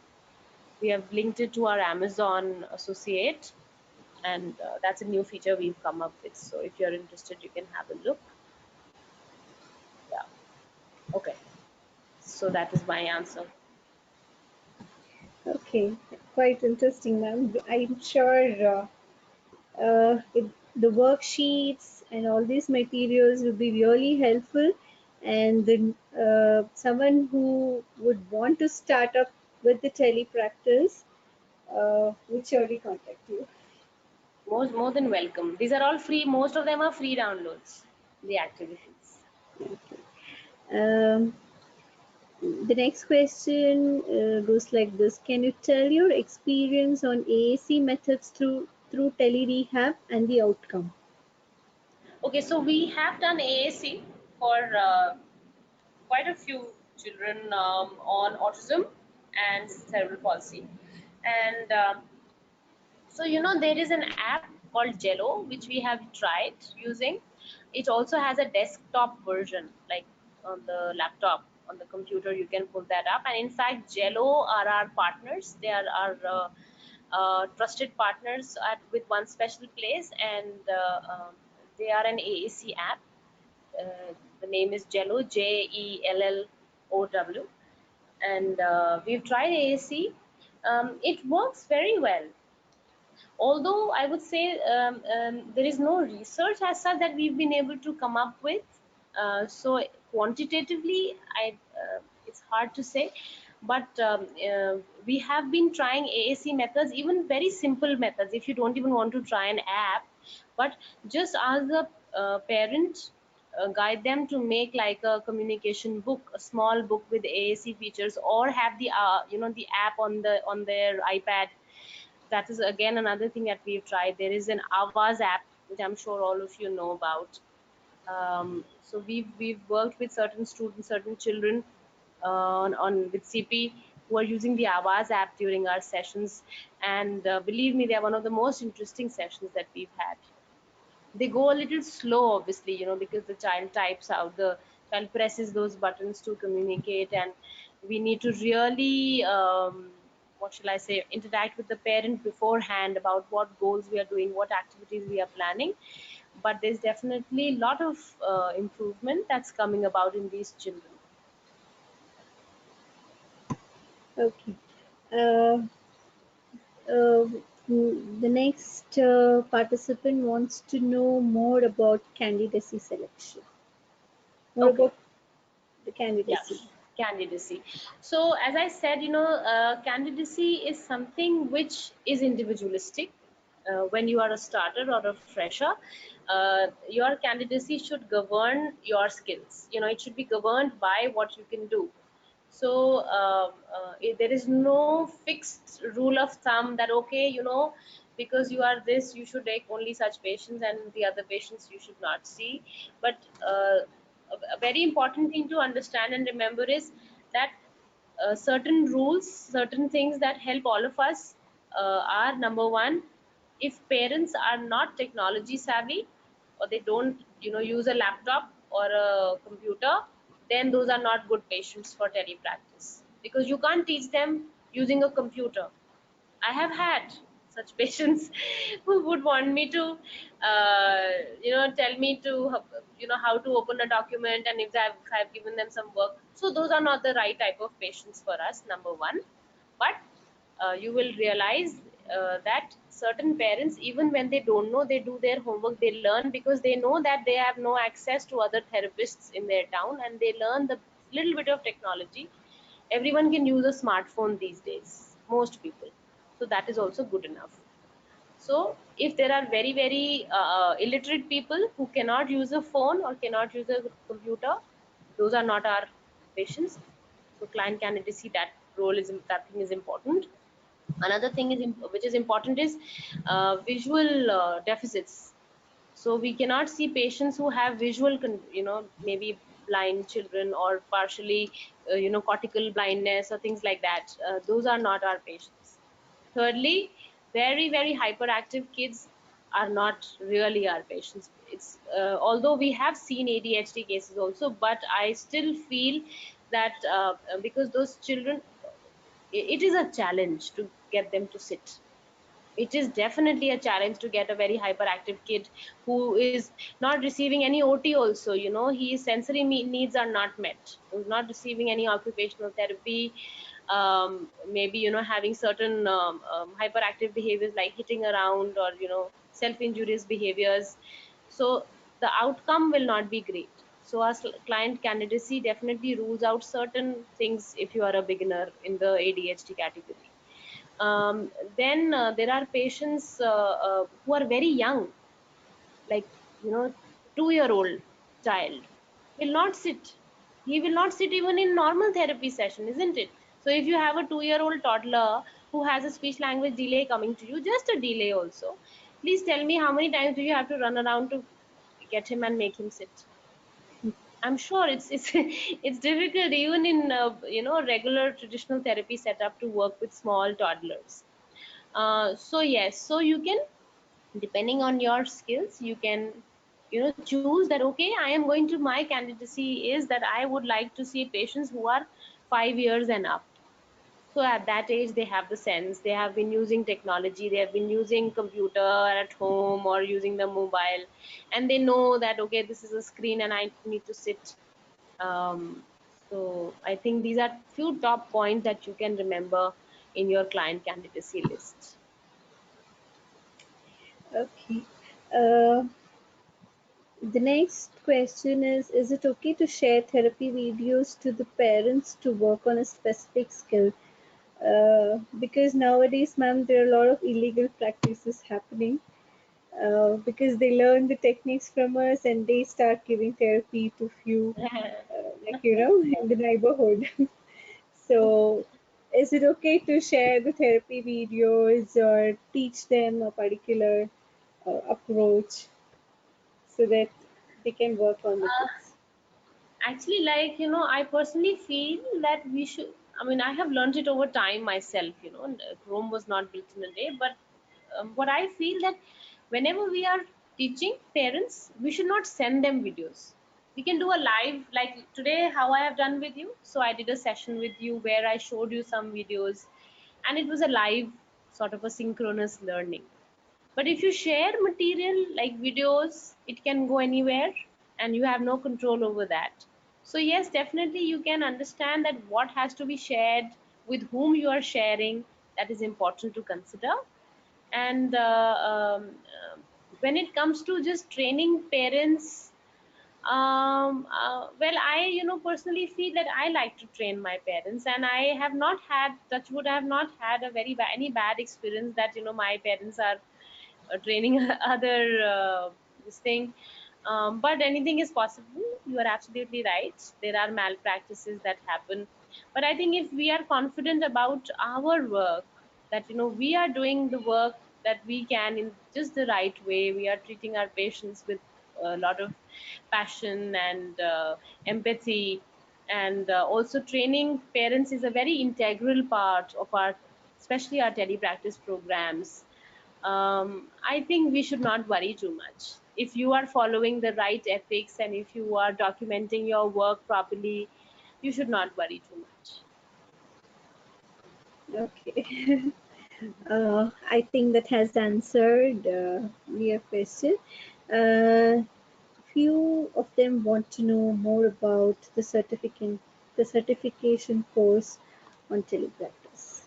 Okay, so as I mentioned, once again, I'd like to say that I do two courses. One is a beginner's course in telespeech therapy, and the other is an advanced course. Although the advanced course was open only for the internal therapists at one special place, but we are going to shortly open it for the outside people also. All the details can be found on our if you subscribe with us on onespecialplace.com, if you register with us there, or if you follow us on Facebook. We keep updating our Instagram feed and also our Facebook feed, Twitter feed very regularly. So there's a course, but the certificate course is basically we would train you. It is a 3 to 4 hour course which is run. We are trying to see how better we can improve, improve the course, and we are adding more elements to it as time is passing by. There's so much that is happening around the world, so we're constantly updating it and keeping it as fresh as possible. In the course you would get various, so if you visit the website and anything, it's open here only. So here is the link to the beginners course. There are lots of reviews of people whom I've trained, so you can have a look. It gives you all the course modules on the website, and talks also about the certificate of attendance, which will be emailed to you, and you can use it as a part of your CV later on. Similarly, there's also a advanced course that I said which will be open very shortly. So there are certain reviews of our course which you can read from the people who have attended so far. And in fact, it's a very good time that I am actually taking this webinar, and I hope this, you all find it useful. The next beginners course is happening next weekend, 30th, I think, 30th evening. So we are trying, what we are trying, that we are trying to split it into 2 days. I mean, we're not, we're still waiting for more registrations. We've had a few registrations. It's a group course, but it'll be more of a video. We'll be doing it on Thera Connect, and we'll be showing you and giving you hands-on practice also. So if you're interested, please make up your mind as soon as you can. By this weekend, please register, and next weekend we'll be having it.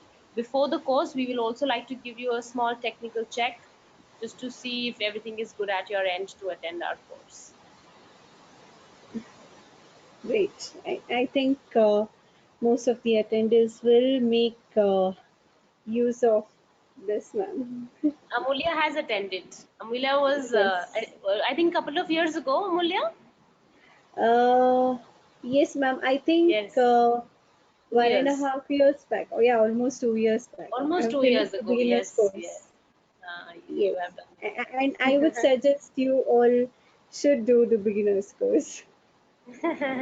Thank you so much. Yes, it's great fun. I feel that we are people who are actually leading the nation. I'm talking about all of you who are attending this. It is such an amazing thing to create something new, and actually, we are the torch bearers. So we should equip ourselves with more knowledge, and tell the world that okay, we can also do this. Outside, it's very, very popular, telepractice. I have so many friends in the US because I did a course there, and I have so many friends in the UK who are doing it, and I think they just love it. I would also like to quickly show you a group on Facebook that we have. I'm not logged in. I'll go to my phone and show you. It's called the Telerehab Club. So I'm going to take you to show you the same.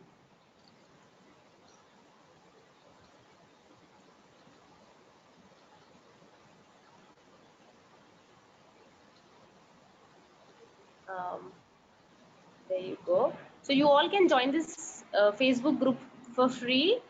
There are people from all over the world, although it's a small group, but I think small is good because you can post your questions if you have any, and we are trying to give it a little more time. We're one special place is very busy doing so many things. We are also updating our app these days, but yes, it'll be nice to see you in the Telerehab club so that we can all join hands and learn from each other.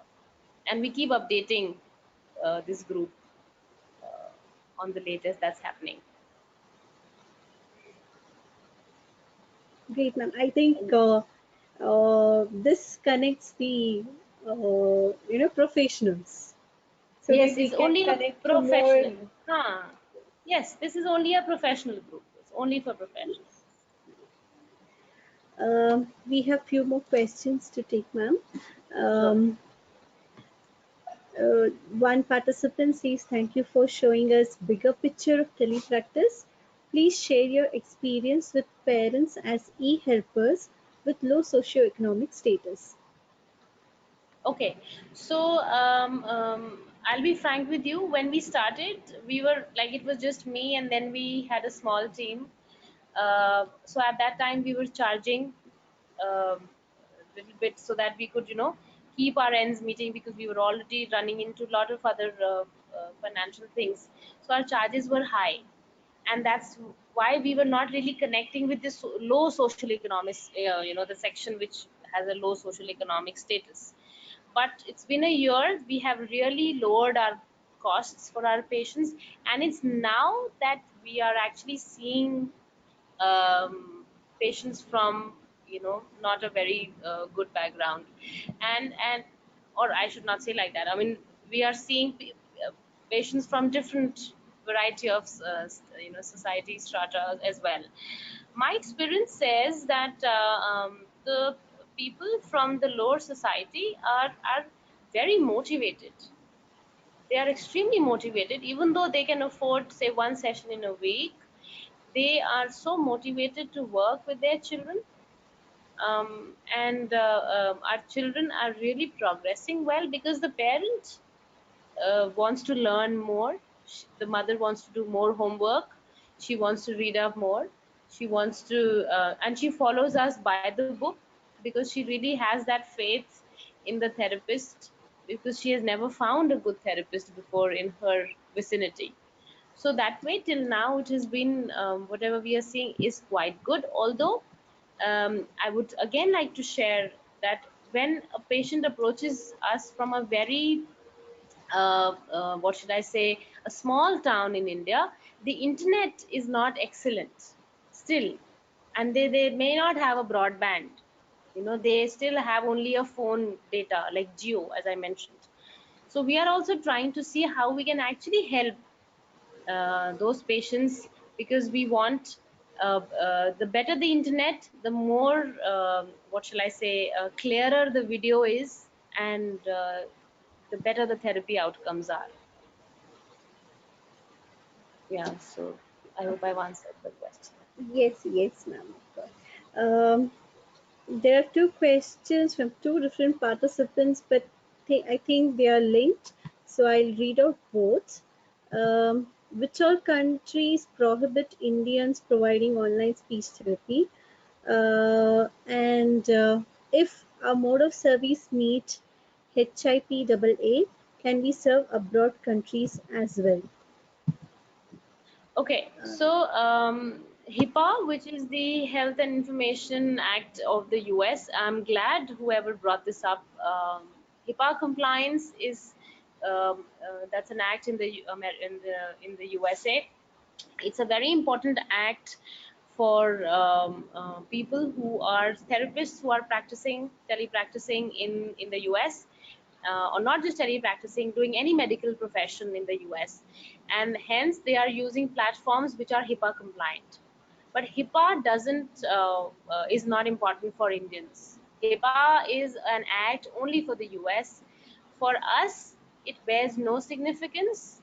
Our country has our own acts and laws, and whether you call it a good thing or a bad thing, we don't really have a direct act as such, other than the DISHA, the Digital Information Security Health Act, which came out, and I mentioned about it in my presentation.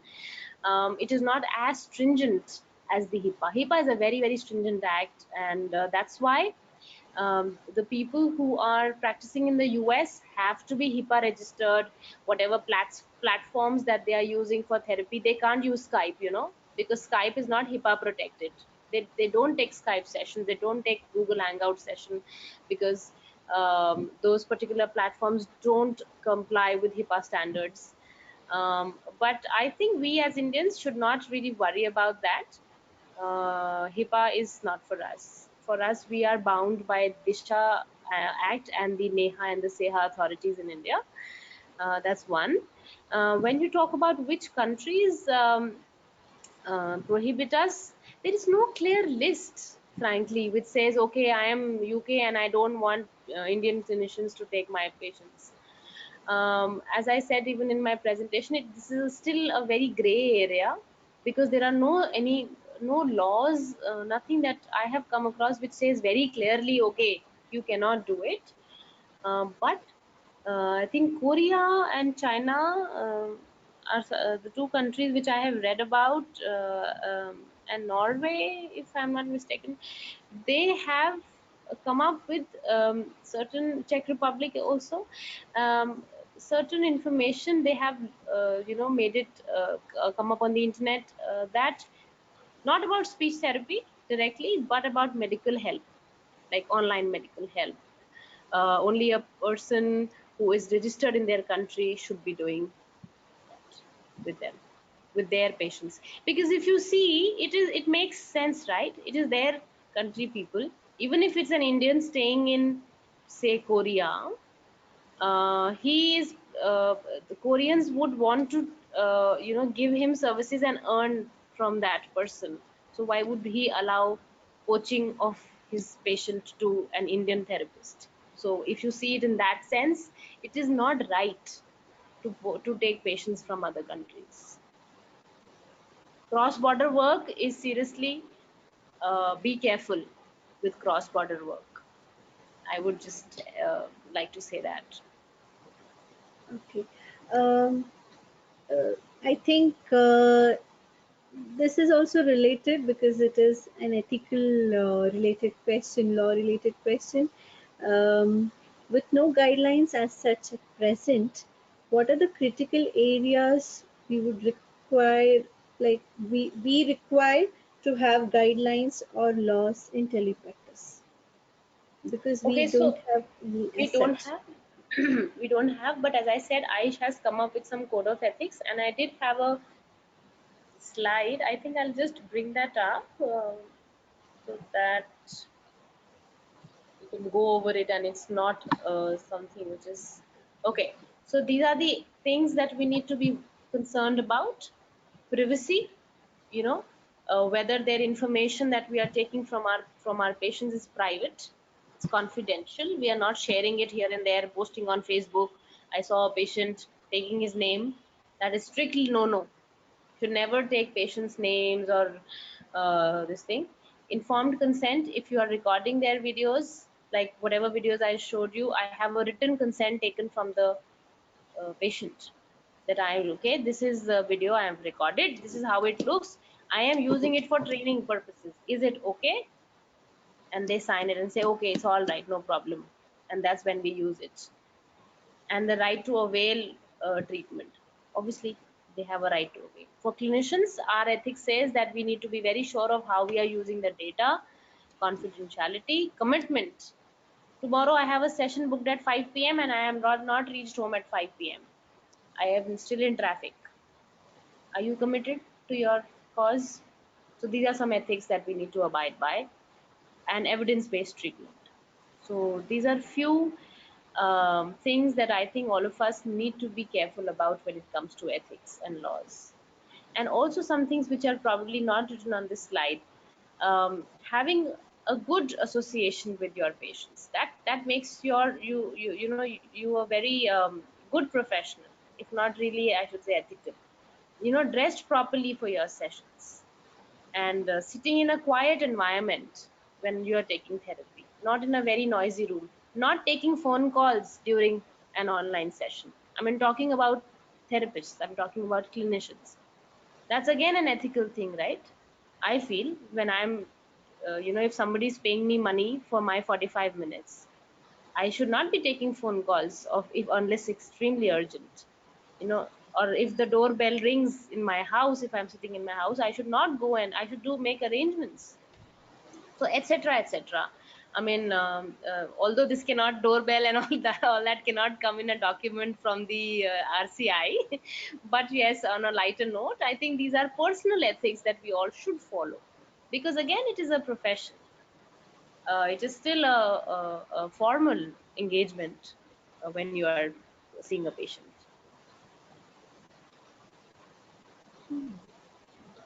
Okay, I think that answers the question. Ma'am, I think we'll take up only two more questions and wind it up, as we have already run out of time. Okay, there is a participant who would directly want to ask you a question. I'll just unmute her mic Yeah, sure. and she would ask you the question. Netika, you can ask the question. Please unmute yourself.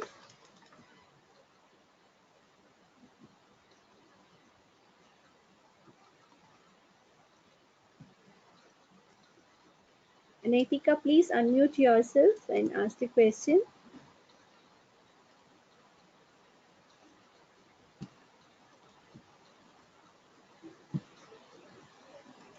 Okay.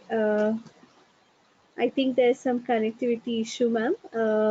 One last question for today is how would you charge for the sessions? Like if a person is starting with the telepractice, how should we start off with charging our clients Okay, so this question is for the asked sessions? almost every time when I take a talk or a lecture like this. So firstly, I would understand that when you are serving a patient, you are using the same set of skills which you would use even while you're taking traditional therapy, isn't it? So if you're sitting out in a clinic and you have a nice clinic with a receptionist, or however, wherever you're working in a hospital, you have certain charges. Those charges comply with your area charges. So maybe in Delhi and in Bangalore, the charges are high, and in smaller cities like Mysuru or maybe Shimla, or smaller cities, Dharamshala, I mean Jaipur, charges are lesser. So your charges of telepractice should actually be governed by you. I do not see why your charges should be any lesser, because you are not leaving a part of your therapy brain anywhere else while doing therapy. You're using the same set of skills.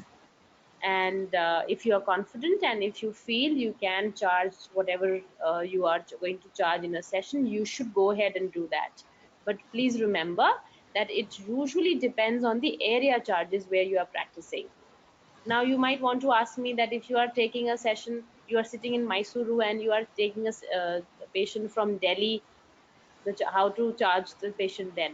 So then it comes totally on you, how confident you of your skills. Do you, obviously when you're starting, you should not keep it like 1200 1300 rupees per session. You should keep it at a rate which you feel is okay to start with. And once you have gained experience, you have people who can recommend you, you have people who can spread your good skills to other patients, then you can slowly increase your charges. But it should be, to begin with, please stick to your area charges. That is the best thing I have seen personally myself. Okay, ma'am, how about the duration of one session? Uh, Generally, face Yeah, to face, it is either 45 minutes or an 45. hour Yeah, maximum. So, is it yeah. the same even with the telepractice? Okay, so yes, yes and no both. So most of the patients that I have learned or I have seen in these years of telepractice, 45 minutes is just the right time. It hits the correct thing, because you also get to do activities and also counsel the parents at the same in the last 10 minutes or so. But there have been exceptions.